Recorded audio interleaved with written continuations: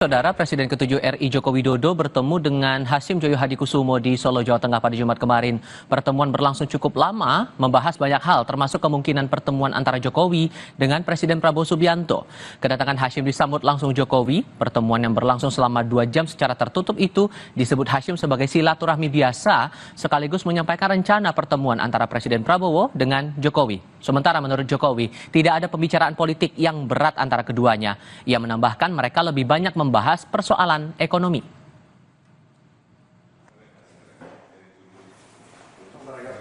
Saya diundang Pak Jokowi, kita tukar banyak pikiran, ya, kita ada banyak hal-hal yang menyangkut negara ya dan bangsa.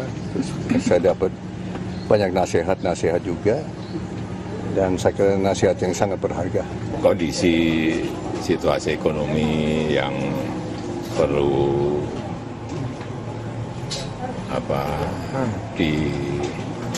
diinjeksi dari segala sudut agar target growth, target pertumbuhan ekonomi dari pemerintah bisa tercapai.